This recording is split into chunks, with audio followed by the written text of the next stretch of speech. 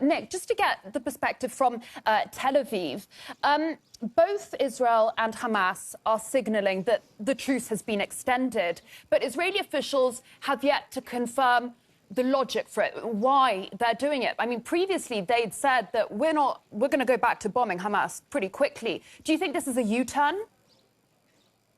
Israel usually don't confirm those kind of statements. Usually it is coming from other countries.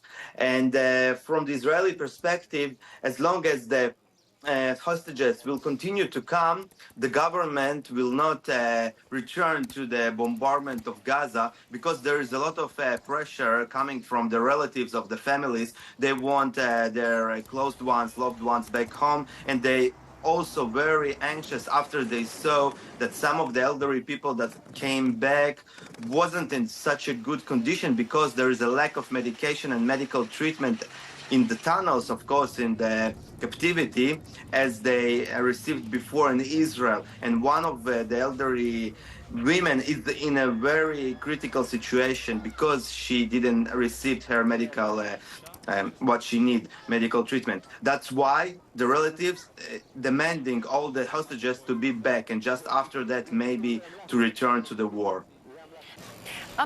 And Nick, I mean, like I mentioned, Netanyahu remains pretty steadfast in his aim to eliminate the militant group.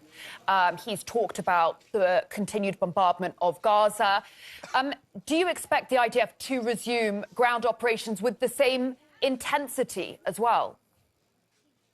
It will be a really difficult decision for Netanyahu and his war cabinet, because there is a growing pressure even from the international community and the United States on Israel to continue and sustain the ceasefire and maybe to reach some kind of agreement, because nobody wants to see the continuation of this devastating war. But on the other hand, there is a lot of pressure from Israel after they suffered the 7th of October attack.